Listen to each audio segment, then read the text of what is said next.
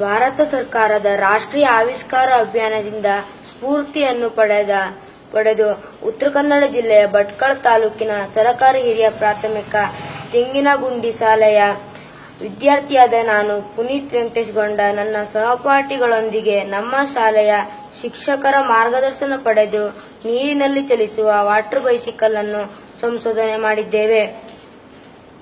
Make in India ಯೋಜನೆಯ ಪೂರಕವಾಗಿ ರಸ್ತೆಯಲ್ಲಿ ಚಲಿಸುವ ಬೈಸಿಕಲ್ ಅನ್ನು ಹಲವು ಮಾರ್ಪಾಡುಗಳನ್ನು ಮಾಡುವುದರ ಮೂಲಕ ಸುಪ್ರಸಿದ್ಧ ವಿಜ್ಞಾನಿ ಆರ್ಕಿಮಿಡೀಸ್ನ ತತ್ವವನ್ನು ಆಧರಿಸಿ ತೇಲುವಿಕೆಯ ನಿಯಮ, ತೋರಿಕೆ ನಷ್ಟ, ಪ್ಲವನತೆ ಬಲದ ಆಧಾರದ ಮೇಲೆ ಈ ವಾಟರ್ ಬೈಸಿಕಲ್ ಅನ್ನು ಸಂಶೋಧನೆ ಮಾಡಿದ್ದೇವೆ.